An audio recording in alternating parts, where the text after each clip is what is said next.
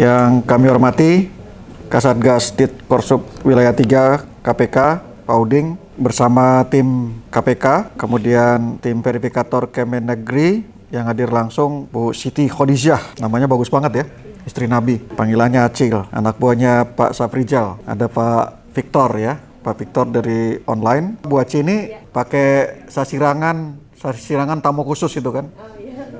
Itu sasirangan biasa yang pakai itu minimum harus Forkompimda ya. Iya. Menyesuaikan kan ini. Menyesuaikan. PJ kan Pak di sini. Oh iya, karena PJ. Jadi kan. PJ gubernur. Ibu pernah jadi PJ? Oh belum Pak. Oh karena Pak Safrijal. Saya tadi berpikir, Safrijal. ini dikasih Pak Safrijal atau dari mana kan gitu kan. Kemudian tim BPKP juga ya tentu yang akan jadi nanti meneruskan setelah acara ini peserta workshop yang berbahagia, terutama para inspektur. Para inspekturnya saya absen dulu nih. Saya mau kenal beberapa wajah karena belum hafal semua. Biar Pak Uding tadi belum lupa ngabsen ya. Saya tadi udah lihat Banjarbaru sudah Pak Ramadi ya. Kemudian Pak Taufik, gimana urusan rumah dinas kita? harus dipindahkan tuh rumah jabatan, masa ditempatin nama bukan pejabatnya kan? Nggak bisa itu, MUI ya, secara peruntukan. Kemudian Balangan Pak Erwan tadi saya nggak lihat tuh. Oh di belakang ya, iya. Pantasnya saya cari-cari tadi. Bu Kencana hadir, kemudian Pak Ismet tadi saya lihat ada ya. Pak Rusma Jaya juga ada tadi. Kemudian Pak Rofik PLT-nya HST ya. Kemudian PLT-nya HSU Pak Saryadi. Oh muda ya, masih muda, umur berapa nih? Udah lama nggak umur berapa? Sekarang umur berapa? 43. Berarti kalau dia nggak bisa naik ke 80-90, nah itu tanggung jawab moral tuh anak milenial tuh, ya kan? Jangan sampai memalukan, katanya mau mendongkrak sekarang dalam 5 tahun ini akan ada JVT milenial, targetnya Menpan RB ya. Kemudian Tabalong PLT-nya, oh ya Pak Yohani tadi ya. Kemudian Bu Yulian, Tanah Bumbu, Pak Joko mana? Tala diwakilkan. Nah ini absennya salah nih. Tadi absennya katanya tidak diwakilkan katanya. Kemudian Tapin jelas anak Tanah Abang ya, mana tadi Pak? Ini anak Tanah Abang nih Pak, Bu Pak ini anak Kampung Melayu nih, Pak Dayan. Jelas, Kampung Melayunya nggak jelas itu. Biasa Kampung Melayu kan anak Arab biasanya jaga sadakan. Kota Baru mana Kota Baru? Kota Baru nggak ngirim wakil, diwakili ya. Ini skor Apipnya nyerah kayaknya nih, nggak naik nih kayaknya deh. Saya udah WhatsApp kemarin, targetnya kayaknya nggak bisa achieve ya. Salam sejahtera, Om Swastiastu, Namo Buddhaya, salam kebajikan untuk kita semua. Pertama-tama, mari kita ucapkan puji dan syukur kehadirat Tuhan Yang Maha Kuasa yang selalu menimpahkan rahmat dan hidayahnya sehingga kita dapat berkumpul bersama di tempat ini dalam rangka workshop verifikasi monitoring Center for Prevention. Hadirin yang kami hormati, pencegahan korupsi merupakan salah satu langkah yang perlu didukung oleh semua elemen pemerintahan. Dengan adanya desain area intervensi yang telah dikembangkan oleh KPK melalui MCP pada area yang rawan korupsi, tentunya akan meningkatkan perhatian seluruh elemen pemerintahan pada daerah tersebut. BPKP bersama APIP lainnya yang terdiri dari Inspektorat Kementerian Lembaga Pemerintah Daerah tentunya harus meneguhkan tekadnya terus-menerus untuk mengawal proses intervensi tersebut berhasil di masing-masing Kementerian Lembaga Pemerintahan Daerah. Melihat tren capaian MCP di Provinsi Kalimantan Selatan pada periode 2018-2021 yang seperti roller coaster, ya kan kalau kita lihat kan, itu menunjukkan, sayangnya gambarnya nggak kelihatan dengan di depan ya. Mungkin layarnya bisa digeser dikit kali ya biar kelihatan forum ya, agak dimiringin kali ya.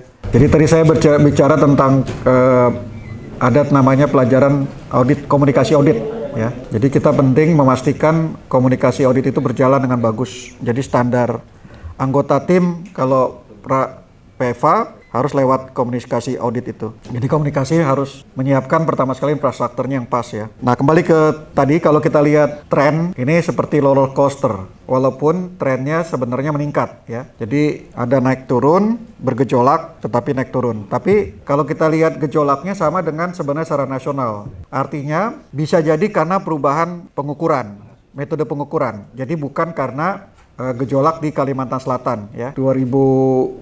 Sebelumnya awal-awal 2018 itu menaik ke 2019 ya, menurun lagi. Apakah kira-kira ada hubungannya dengan pilkada kira-kira ya? Pada waktu itu ya, pada waktu itu mungkin sedang ada banyak PLT, bisa jadi PJ gitu ya, apakah pengaruh ke sana? Secara umum, jadi kita bisa dikatakan capaian pemerintah di Kalimantan Selatan selalu di atas rata-rata nasional. Capaian tersebut masih perlu ditingkatkan karena dari 8 area intervensi ya, yang mencakup perencanaan, penganggaran, APBD, pengadaan barang jasa, pengawasan APIP, manajemen ASN, optimalisasi pajak daerah, pengelolaan BMD, dan tata kelola keuangan desa tidak seluruhnya diimplementasikan dengan baik oleh pemerintah daerah di Provinsi Kalimantan Selatan. Jadi ada 1, 2, 3, 4, 5, 6, 7 ya, yang butuh improvement. Jadi angkanya sebelumnya 63, 3 hari yang lalu, sekarang sudah 65 rata-rata. Proses update capaian tahun 2002 sedang berlangsung saat ini. Jika dilihat capaian sementara yang sudah terupdate, area intervensi manajemen ASN, pengelolaan BMD, dan tata kelola keuangan desa masih berada di bawah rata-rata nasional beserta dengan indikator pada area intervensi lainnya. Jadi kita punya tantangan 1, 2, 3 indikator ini ya. Tentunya hal tersebut perlu menjadi perhatian dalam update progres pada tahun ini yang kita mulai juga dari hari ini. Hadirin yang berbahagia, kalau kita lihat pada pengawasan APIP, APIP memiliki peran penting dalam pencegahan korupsi. Sebagai auditor internal pemerintah, tentu kita memerlukan peningkatan pengawasan yang konsisten. APIP juga diberi tanggung jawab untuk menjalankan sistem pengendalian internal. Pengendalian internal saat ini sudah harus diintegrasikan pengukurannya dalam kapabilitas APIP, manajemen risiko, dan indeks efektivitas pengendalian korupsi sehingga benar-benar mampu memberikan nilai tambah dan merepresentasikan kondisi lapangan. Penyelenggaraan sistem pengendalian internal sendiri diharapkan dapat memberikan keyakinan yang memadai bagi perencanaan, struktur, dan proses serta tercapainya efektivitas dan efisiensi tujuan organisasi, keandalan pelaporan keuangan, pengamanan aset negara, dan ketaatan terhadap peraturan perundang-undangan. Penyelenggaraan SPIP dilaksanakan dengan memperhatikan prinsip-prinsip tata kelola yang mencakup peningkatan kapabilitas APIP, pengelolaan risiko, dan pengendalian korupsi sebagai satu kesatuan yang tidak dapat dipisahkan, integrated. Saat ini, tercatat 7 pemerintah daerah telah mulai melakukan penilaian mandiri di Kalimantan Selatan dari 14 ya. Dan 4 diantaranya telah menyusun laporan penilaian mandiri dan penjaminan kualitas dan sedang dilakukan evaluasi oleh BPKP. Hal lain yang perlu kita tingkatkan adalah terkait dengan APIP ini, mempertajam kegiatan pengawasan yang masih rendah dengan mengimplementasikan audit berbasis resiko. Hingga saat ini, belum ada pemerintah daerah di Provinsi Kalimantan Selatan yang memiliki maturitas manajemen risiko indeks level 3. Sehingga APIP perlu untuk mengidentifikasi risiko strategis Pemda dan OPD beserta risiko operasional OPD dan risiko fraud untuk dijadikan sebagai pertimbangan dalam penyusunan PKPT masing-masing APIP. Selain itu di Kalimantan Selatan, hanya Kota Banjarmasin yang telah mulai menerapkan fraud control plan. Pak Topik ya. Jadi kalau sudah FCP berarti kalau ditanya media bisa jawab. Perencanaan penganggaran, kalau kita lihat lebih jauh, rata-rata penganggaran APBD pemerintah daerah di wilayah Kalimantan Selatan masih rendah.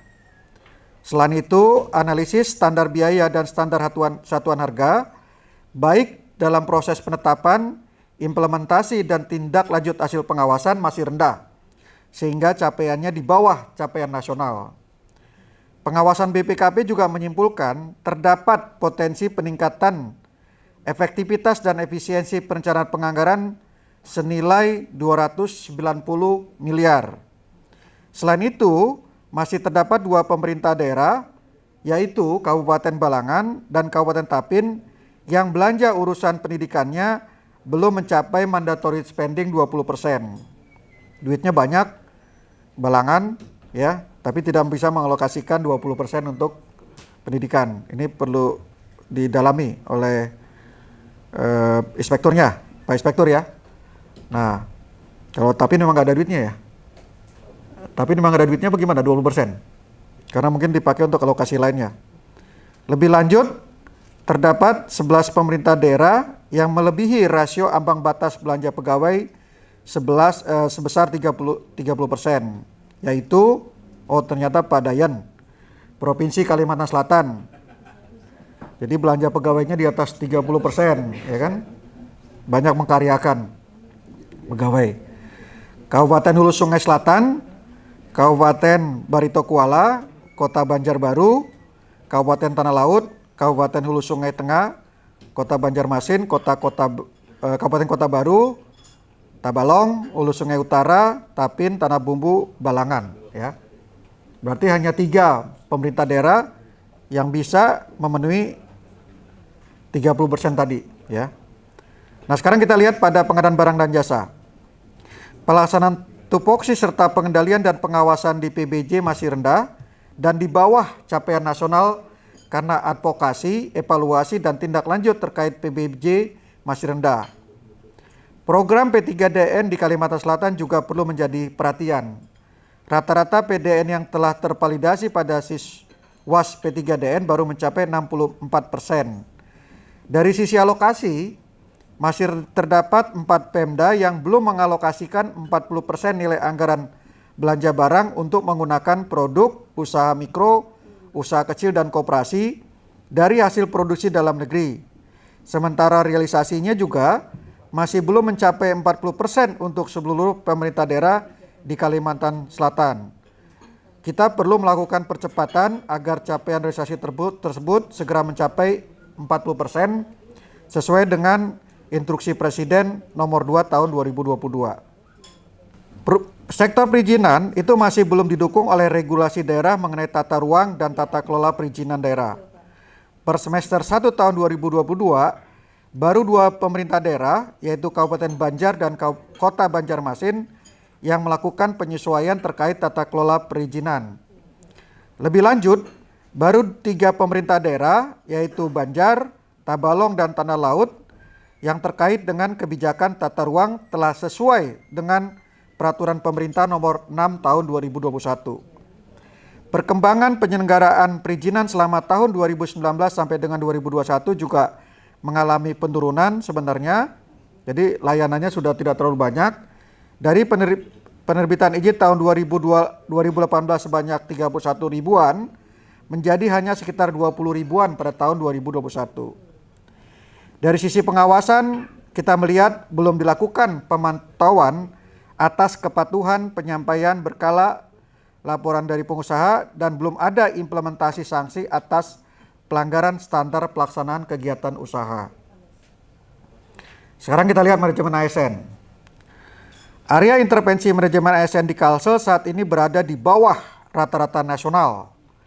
Indikator-indikatornya cukup mencengangkan, seperti kepatuhan LKPN, pengendalian gratifikasi, tata kelola ASN berupa manajemen kinerja individu, penilaian sistem merit, dan penegakan kode etik, serta pencegahan jual beli jabatan masih rendah skornya yang di bawah tadi nasional tadi, ya. Ini sebenarnya satu aja obatnya sebenarnya. Kalau skornya nggak capai di manajemen ASN, push up aja gitu loh kan. Ini simple, ya kan Pak Dayan kan? Jadi yang nggak chief, naikin dengan cara push up. Risiko jual beli jabatan di Kalimantan Selatan masih tinggi di tengah birokrasi Kalimantan Selatan yang penuh dengan kedekatan dan kekerabatan, ya kan? Jadi semua saudara, ya kan? Saya belum identifikasi itu saudaranya Bu Kencana siapa aja di Banjar gitu kan? Berdasarkan data yang kami peroleh, ya kan? Yang mencengangkan lagi, terdapat 61 PLT Kepala OPD JPT di Kalimantan Selatan, ya. Selain itu, evaluasi terkait rencana pengadaan, promosi, rotasi, dan mutasi ASN serta evaluasi benturan kepentingan belum diimplementasikan secara efektif karena semua diberlakukan sebagai kekerabatan dan kedekatan, kan gitu kan. Selanjutnya, kita lihat optimalisasi pajak asli daerah. Pajak daerah di wilayah Kalimantan Selatan telah memiliki regulasi dan database yang baik. Namun dari sisi penagihan, masih banyak potensi yang terbengkalai karena rendahnya efektivitas penagihan tunggakan pajak, ya kan? Karena aparatnya ngeper, tidak punya nyali, gitu kan? Tidak punya courage dan tidak punya endurance, ya. Kegigihan dan keberanian, Pauding, ya. Jadi perlu latihan ke Kopassus sama ke marinir, ya kan? Itu aja obatnya. Ternyata tidak ada latihan PPNS. Banjarbaru baru mau kirim, gitu kan? Banjar. Lewat ibu ini, suaminya marinir. Oh iya, cocok ya. Berarti kita order Bu, ya, latihan kemariniran, ya. Loh, yang Kajari itu waktu itu dilatih kan, dirindam kan, pada ini kan, pegel-pegel mereka kan. Adik saya itu coba udah senior gitu kan, disuruh bang katanya, kena semua kami katanya gitu kan, wah encok-encok lah katanya gitu kan. Pengawasan BPKP Kalimantan Selatan tahun 2022 pada 3 pemerintah daerah telah berhasil mengidentifikasi adanya potensi penerimaan daerah yang dapat ditingkatkan dan digali senilai kira-kira 47 miliar. Tentunya upaya tersebut harus ditindaklanjuti jika ingin meningkatkan kemandirian fiskal daerah dan memajukan perekonomian di wilayah Kalimantan Selatan. Sekarang masuk kepada pengelolaan barang milik daerah. Area intervensi pengelolaan BMD di Kalimantan Selatan ini berada di bawah rata-rata nasional lagi. Kok di bawah nasional semua kita ya? Kalau nilai yang tahun lalu di atas nasional. Kalimantan Selatan telah memiliki regulasi yang memadai, namun implementasinya penata usahaan rekonsiliasi BMD masih sangat rendah. Dari segi pengamanan hukum, ya, ini hukum nih betul nih Pak Dayan nih. Kemarin kita ngebooking tanah Pak Dayan, karena katanya banyak tanah kosong di Sekda gitu kan, kita pasang pelang, ternyata tanahnya Kejati rupanya. Jadi katanya baru dapat laporan pagi ini nih, Pak dipindahin lagi nih, mau dipindahin kemana nih? Yang tanya Pak Sekda lah, gitu kan. Katanya kemarin udah patok aja di mana aja gitu kan, ya kan. Dari segi pengenalan hukum, aset-aset milik daerah juga belum didukung legalitas yang memadai. Selain itu, pengawasan tata kelola BMD belum efektif karena tindak lanjutnya yang rendah. Nah, contohnya pada pemerintah Provinsi Kalimantan Selatan terdapat tunggakan atas penggunaan aset senilai 539 juta. Serta pendapatan atas pengelolaan aset senilai 4 miliar. Nah, itu hasil pengawasan kita ya, Pak Anom ya? Nah, ini perlu ditindaklanjuti Pak ini nih, Pak Dayan nih. Terakhir, tata kelola keuangan desa. Area intervensi tata kelola desa di Kalimantan Selatan saat ini berada di bawah rata-rata nasional juga. Kalimantan Selatan sebenarnya telah memiliki regulasi, publikasi, sistem keuangan dan pelaporan yang memadai. Namun, capaian yang memadai tersebut harus dipastikan kebenarannya melalui pengawasan yang memadai. Implementasi Siswaskede sayangnya belum berjalan dengan baik. Hanya 5 inspektorat pemerintah daerah yang menggunakan aplikasi tersebut. Ya kan? Padahal kalau tahu Siswaskedes bisa ujian CISA langsung bisa lulus gitu kan. Jadi anak buah saya yang ahlinya Siswaskedes itu Robi, dari 12 Pak Dayan, hanya 2 yang lulus dan 1 dari Kalimantan Selatan. Itu karena pengalaman Siswaskedes. Ya. Jadi hanya 5 tadi Pemda yang sudah, mungkin karena sudah nge-pair duluan dengan Siswaskedesnya, padahal sebenarnya gampang dipelajarin untuk bicara IT audit ya. Ada ahlinya. Ya, mumpung masih ada saya ya. Ahlinya IT audit Indonesia, Bang Rudi. Saya Ketua Dewan Pengawas Ikatan Audit Sistem Informasi Indonesia, gitu kan.